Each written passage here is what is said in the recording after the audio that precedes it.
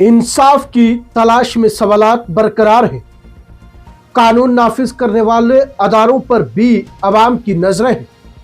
आदाब नाजरीन, मैं हूं रियाज चौधरी और आप देख रहे हैं दी वर्ल्ड रिलेशन। एक मजलूम की खामोश चीखें, क्या मक्खन दीन को इंसाफ मिलेगा?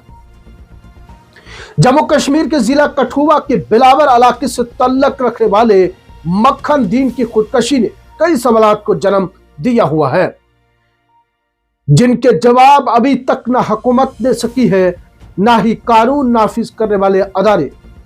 मस्जिद में जाकर कुरान सर पर रखकर कसम खाते हुए खुद को बेकसूर करार देना और फिर खुदकशी करना, यह किसी भी मजहब समाज के लिए एक बड़ा सवालिया निशान है।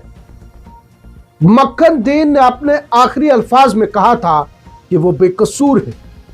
उस पर झूठा इल्जाम लगाया गया, तशद्दुद किया गया और दहशत गर्दी के केस में जबरदस्ती मुलव्वस करने की कोशिश की गई। उसकी वीडियो सोशल मीडिया पर वायरल हुई, लेकिन चंद दिनों बाद इस मामले को भी दबाने की कोशिश शुरू हो गई। क्या मक्खन दीन को इंसाफ मिलेगा? यह सवाल आज भी बाकी है। मक्खन दीन का इल्जाम था कि उसे मिलिटेंसी के मामले में मुलव्वस किया जा रहा है, मगर उसने बार बार अपनी बेगुनाही साबित करने की कोशिश की। पुलिस ने उसे हिरासत में लेकर बदतरीन तशद्दुद का निशाना बनाया और बाद में रिहा कर दिया, लेकिन वह जुल्म और बेइज्जती का सदमा बर्दाश्त न कर सका और आखिरकार खुदकशी कर ली। यह महज एक खुदकशी नहीं थी, बल्कि एक इंसाफ पसंद समाज के मुंह पर तमाचा था। एक शख्स जो खुद को बेकसूर साबित करने के लिए कुरान पाक सर पर रखकर कसम खाता है, वो अगर झूठा होता तो खुदकशी क्यों करता?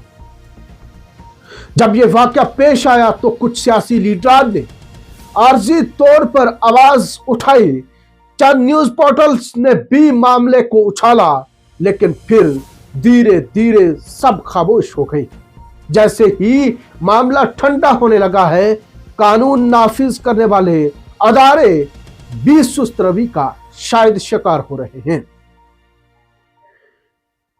एडवोकेट शकील अहमद शेख वो वाहिद शख्सियत है जो अब भी इंसाफ के लिए जदोजहद कर रहे हैं। उनका कहना है कि जो लोग मक्खन दीन के कत्ल के जिम्मेदार हैं, उन्हें कानून के कटहरे में खड़ा किया जाएगा।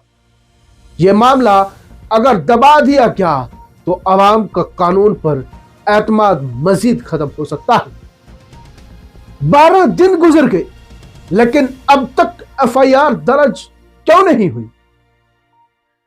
जराये के मुताबिक 12 दिन मुकम्मल होने के बावजूद भी इस केस में एफआईआर दर्ज नहीं हुई।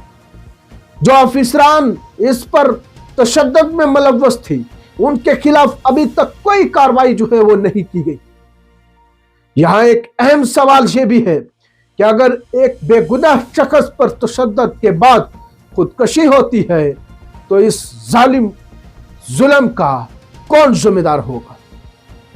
क्या हुकूमत इस मामले को सिर्फ वक्त गुजारने के बाद फाइलों में दफन कर देगी, या फिर वाकई ही इंसाफ के तकाजे पूरे किए जाएंगे?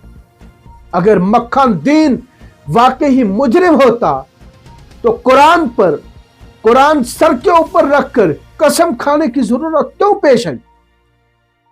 पुलिस हिरासत में तशद्दुद के बाद अगर वह बेकसूर साबित हुआ तो जिम्मेदारों के खिलाफ कार्रवाई क्यों नहीं की गई? क्या पुलिस के तशद्दुद की वजह से उसकी खुदकशी नहीं हुई? अगर ऐसा है तो मुतलका अफसरान के खिलाफ केस क्यों दर्ज नहीं हुआ अब तक? क्या हुकूमत और अदालतें सिर्फ ताकतवरों के लिए काम करती हैं? एक आम शहरी को इंसाफ क्यों नहीं मिलता?